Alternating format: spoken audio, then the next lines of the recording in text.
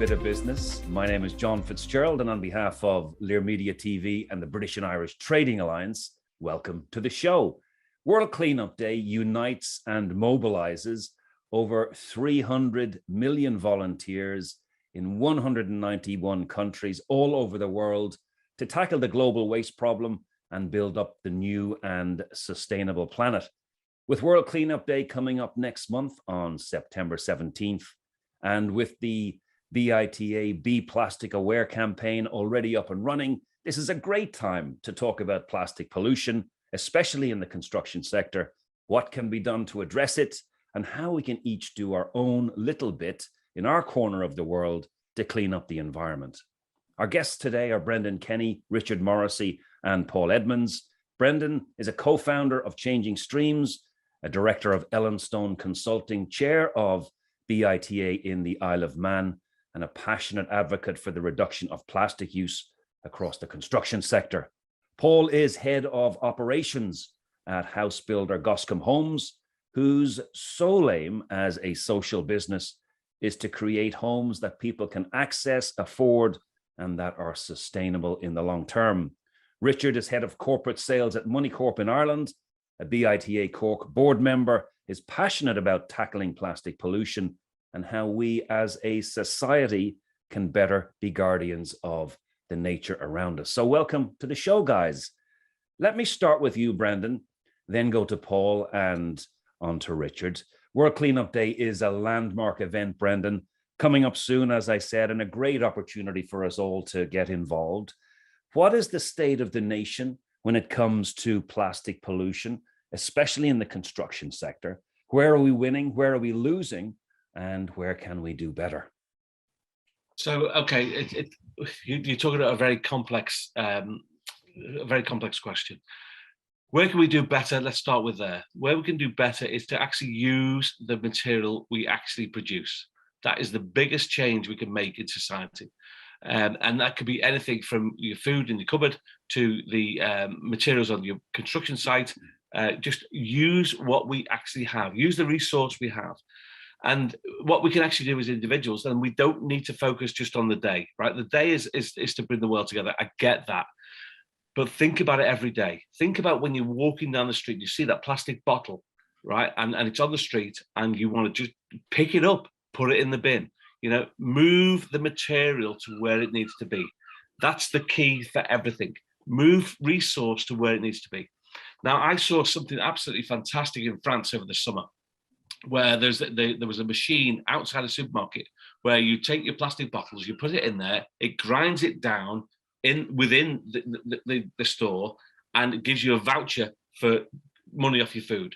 Absolutely fantastic. You're making it simple for people to make the right decision. And that's what we have to focus on. We have to focus on how we make things achievable and simple for people to make the right decisions. That will be my focus. Not just for World Cleanup Day, but for every day for our life. And Paul, you're sitting in a very well-respected business, Goscombe Homes. From your perspective, where do you think we're winning in the construction industry in relation to plastic pollution, and where can we do better? Yeah, well, I mean, this is not necessarily on behalf of Goscombe Homes. This is on behalf of us as a human being sitting on the planet, I guess. We're still scratching the surface. I mean, I think we all know that this is an enormous problem that's still getting worse. It's not plateaued yet. It's still getting worse. So I think, kind of just going on the question you asked Brendan there, which is, what can we do better? Well, ideally, we don't drop litter. We don't drop plastic. We make things out of different materials. When I lived in America a few years back in Indianapolis, and I was staggered by how clean it was. And I was talking to the mayor and I was asking how, what kind of infrastructure do you have to make sure this city looks so clean all of the time? And he said, we just don't drop the litter in the first place. And I just thought, well, it sounds so obvious, isn't it? But I think so. I think the big change is leadership. People in positions of authority have to be the people that start this process, start the language, be repetitive, to filter down through organizations, through obviously being part of BITA, through a whole community of companies as well. So this is a leadership challenge. If we get the leadership engaged and massively engaged, then things will happen. Money will flow, actions will take place, and then we'll start reversing the trend of back to a plateau, and then start bringing it the other way. But it's a leadership challenge. So we're getting into things like mindset. We're getting into things like civic pride and education, which are. I think education, John. I think is we can talk about education from the bottom up, which is schools, colleges, getting people out into the community, doing what we're doing on September 17th, which is fantastic. But I think the education has also got to come down. And unless the top table are engaged with this, everybody beneath them, it dilutes, sadly. So it's the education at the top where, exactly as Brendan was saying, how do we make it a positive thing to do this rather than we're trying to twist your arm to do it? We're trying to build homes that are affordable and spend all the money we make in our business into the local community. That means the local authorities go, well, that's great. Now we want you to be here, rather than pushing developers out. Same with trying to solve this particular problem. If we can get people to want to do this, and that starts at the top in every organization, every community, then you've got a better chance of actually chipping away at it and making it make a difference. Richie, what are your thoughts on this? And the original question of the state of the nation when it comes to plastic pollution and how we can do better to start. Yeah, it's interesting. I like Paul's comments there, like that you're coming from the top and you're coming, and also probably from the consumer. But I kind of go back to 12 months ago or 18 months ago when we started on this journey. When we had our friend from New Zealand that came on and spoke about the problem being up the river, and that's a terminology that has resonated with me ever since, right? And the reason I use it here this morning is that I had a call with a potential new client yesterday that is in the business of manufacturing straws and plastic spoons for the yogurt industry, and has clients all over Europe. And you could imagine a couple of years ago, with regulation that came in, their business was going to be turned upside down because straws was one product that, if you see what the plastic pollution, straws are everywhere. And I think there's legislation, I know in Ireland and probably in the UK, outlawing straws at this stage. But this company was facing a road to Damascus moment, like that. If they didn't innovate, or if they didn't change, their business model was gone.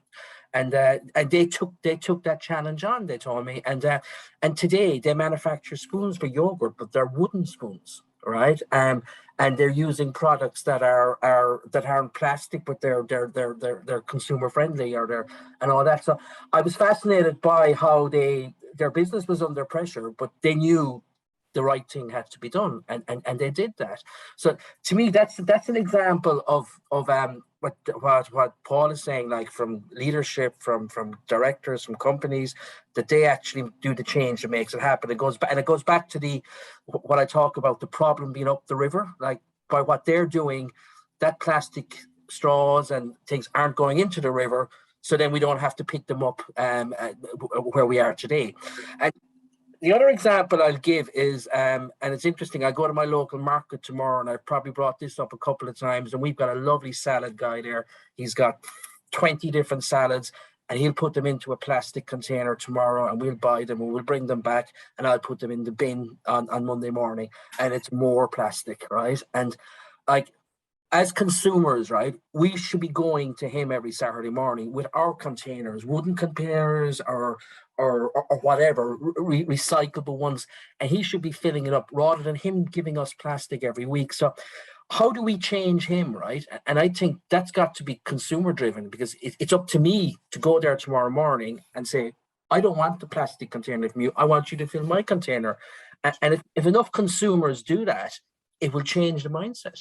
So I think that's a great example, Richard, of taking action as a single person in a very small way to make a little bit of a difference. And if enough people are doing that, you can actually start to. And I think that's why when I often speak to John, I like to use real examples, because real examples is where people listening to this show later can actually resonates with them, and I think they're two good examples now of what I've seen probably this week, like where can we make a change. Brendan, I know this will probably resonate with you because I know your work in Changing Streams. You do partner with a lot of businesses to help them on this journey as they look at their sustainability credentials, as they examine their supply chains from a sustainability perspective and challenge their own business models, as Richard just mentioned. Can you give us some insights into what that work is doing and the positive outputs from some of the work you're doing? Well, do you know what? One of the most positive outputs from the work we're doing came on a LinkedIn post, which I didn't even know had happened, which was fantastic, right? And it's the BITA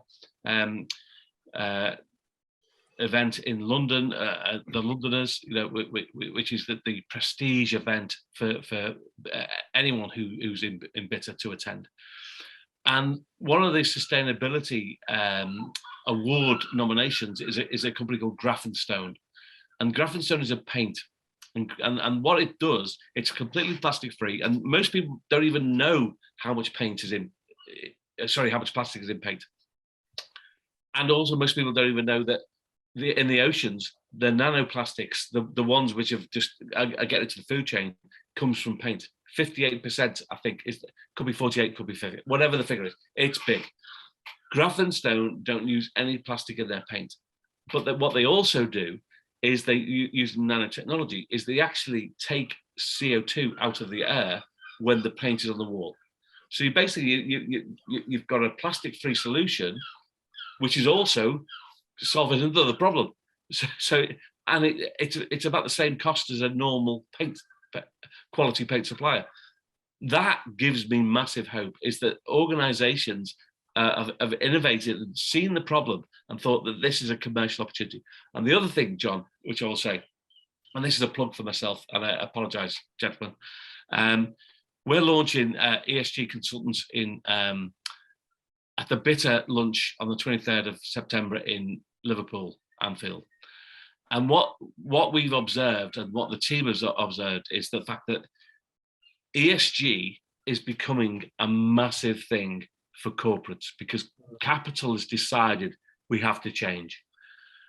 But small businesses have got no clue about what they need to do to actually think about how they change within their organization to adapt to the new world which is coming.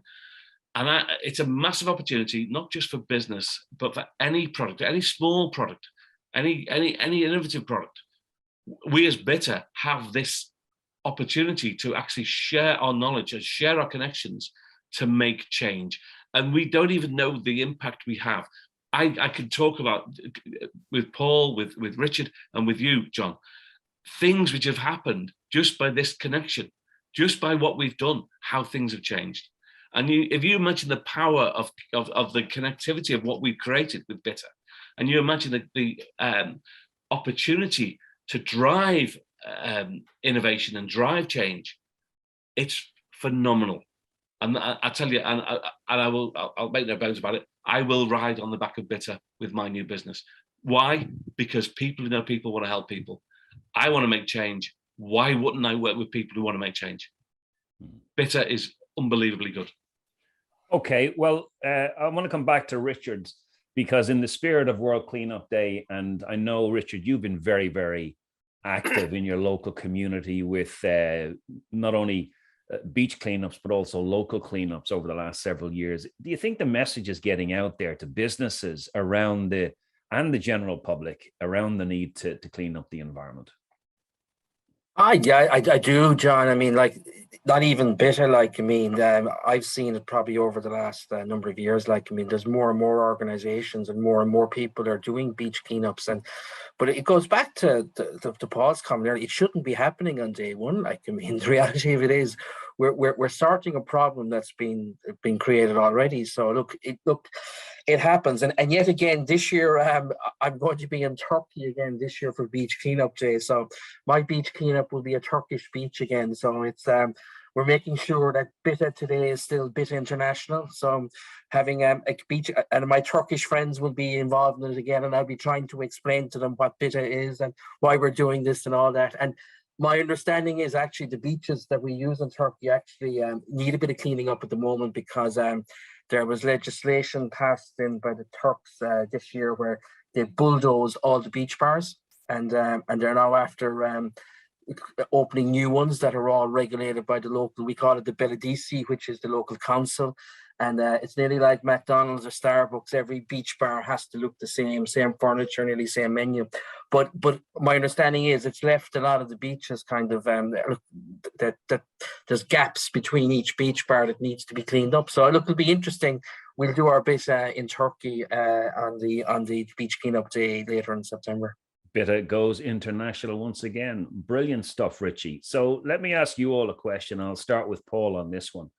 Paul, if you were in government today and you had the power to make one single change to clean up the environment, what would that change be? My heart bleeds for you, Richard, by the way. You know, I'm going to be on Brighton Beach, not Turkey. But, one change.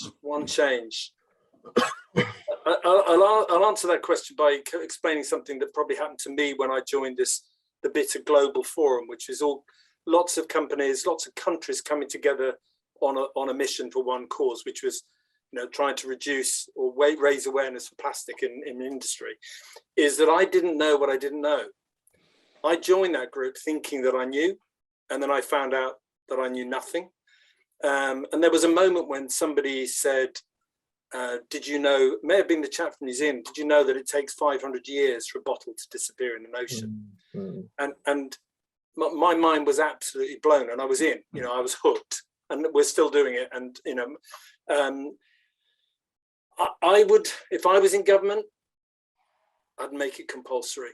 The thing about when you're asking leadership to take the initiative, we're typically, as much as I still believe that's true, it's got to happen at the top table, we tend to lag behind what's been asked for. So we're asked to do this, we're asked to whatever it is in our communities, and eventually we come to the table 10 years later. If the government was in a position to say, right, no more plastic bottles by 2027 or whatever it is, come in with some really uncomfortable measures, we would get there sooner. Our leadership could get there quicker than it is, but I think it's a combination of leadership standing up and taking a role in this, and that means educating yourselves, which is something that's happened to me. I should have educated myself more, but I didn't. But I think the government coming in and saying, right, from now on, it's going to be this. Same way in housing, they're now saying that if you're doing a big development, 30% of those houses need to be affordable or social houses. Well, that wasn't the case 20 years ago. And even now, even though they said 30%, there are compromises and it ends up being 10%. We need to have somebody saying, this is a line in the sand, it's no more. And then I think we can start bringing it back. I was down on Brighton Beach a couple of weeks ago doing another beach clean with another organization. And there were dolphins, a stone's throw, not that you'd want to throw a stone, but a stone's throw from the beach. And everybody was like in awe, because that's not been the case for many years. So there is progress. There are signs that things are improving, but we need to be on our front foot, definitely. Okay, Richie, what would your change be if you were in power and had the ability to make a change to clean up the environment? Packaging, I would use that terminology. What really frustrates me is the amount of packaging that is put around product. And I know it's marketing, and marketing is so important, but I do think that some products are over packaged. Like, I mean, I've started again, everything has to come from the individual. Like, I've started, when I buy stuff now, somebody offers me a plastic bag, I'd say, no, I don't want it. I have my bag with me and I put the stuff into it. Like, I mean, the reality, and I really think, you talk about government, but you've got to bring the packaging companies into this as well, right? I think if you can reduce the amount of packaging, right? Now it doesn't solve the problem, right? But it does reduce the amount of paper, plastic, whatever product that's used for packaging that's out there. So, and again, that's companies, that's government, that's consumers, that's everybody coming together. So I do think it's not just government that does this, it's got to be everybody. Okay, good suggestion. Brendan, your thoughts on this one? I'm absolutely with Paul. The rules that need to be set at the top level. And let's look at what they've done with regards to fossil fuels and cars. They have said you cannot sell a car by X date if it's petrol or diesel. Fine. What's happened? All the car companies have absolutely massively innovated to produce alternatives. We have to say no, and no from the top level. We don't want plastic. Consumers don't want plastic. And when you say no, then all the fledgling businesses which have got the alternative packaging, which are not sustainable or not commercially viable at the moment, because plastic is cheap, it's great, it's versatile, right? But it's an uneven playing field. It's not convenient for the 600 years, Paul, which you brought up, right? It's not. It's for our grandchildren, our great grandchildren, everyone. We have not just a responsibility, we have a duty. We have to say no. This is 1939 for me. This is 1939. There's a line in the sand. You say no. We are not going to do this anymore. That's what I would say. All right, and there you go with your convenience is no longer that convenient, Brendan. Absolutely. That is a phrase I attribute to you, and it is a good one. All right, gentlemen, I'm conscious of time. So I know what Richie is doing for World Cleanup Day. He will be on a beach in Turkey doing his little bit to fly the BITA flag and clean up the environment there. So brilliant stuff. Brendan, what are your plans for World Cleanup Day? I will be out round West Kirby Lake, which is my local lake, walking the walk and cleaning that up myself with a number of people. What we've got on the Wirral is a fantastic organisation called the Wirral Wombles, and the Wirral Wombles are out every weekend, and this is children cleaning the environment. On the Isle of Man, we've got Beach Buddies. Bill Dale, we're communicating. We've got a huge event going on over there where about 20% of the population will be cleaning not just the beaches, but inland. It's because the beaches is one part. Inland is it's the streams coming in, right? Hence changing streams of what we're trying to do. We're trying to start it from the top. Thank you, Paul, for highlighting the whole challenge we're trying to create. But yes, we would do that. But I've got a great piece of news, which I won't name names, but there's a major football club, probably the best in the world, will be taking part next year in World Cleanup Day. Well, Crystal Palace. Manchester United.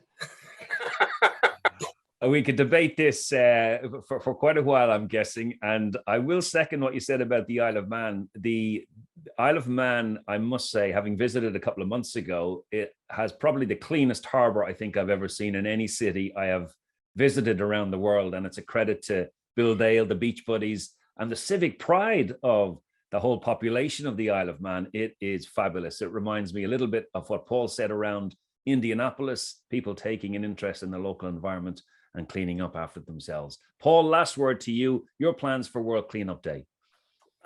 Well, two things. One is that I'll be on the beach. I live near the beach, so I think one of the things that we all had in common when we started the kind of global forum, we're talking to businesses and individuals who all live near a coastline.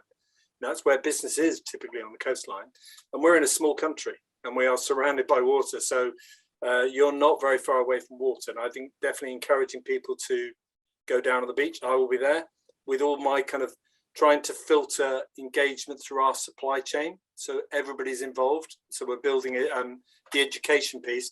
But I would say my request would be something that came out from, I think, the guy that Richard was referring to, that we spoke to us several years ago, and it was along the lines of, you see it, pick it up. And that has transformed my everyday life, that I now can't walk past a piece of plastic. without picking it up. Sometimes it's massively inconvenient because I'm like, where do I put it all? But it just shows you the length of the problem. So if I could ask everybody, it's not just about September the 17th. It's all the 364 other days. If you see it, pick it up. Yeah, very good. Paul, sorry, John, I will absolutely confirm exactly that. And don't be embarrassed about walking around with a piece of plastic in your hand, when you're finding a place to put it. In fact, it should be a pride thing. We should make it, we should change the tide on being proud about picking stuff up. Well, your point is very good, Brendan, in the sense that if you're seen doing it or I seen doing it, somebody walking past us will say, well, okay, that's the right thing to do. So I think if you're seen to be a leader and an innovator that does things like that, well, then hopefully the sheep will follow that. Exactly. Big sheep. All right, guys, I think that's a good place for us to finish. Thank you all for joining me today. And the message is very, very simple, ladies and gentlemen. If you see it, pick it up, bin it, and recycle. Do your own little bit to clean up your corner of the world. Show a little bit of civic pride. Ladies and gentlemen, my name is John Fitzgerald. This has been A Bit of Business. Thank you all for watching.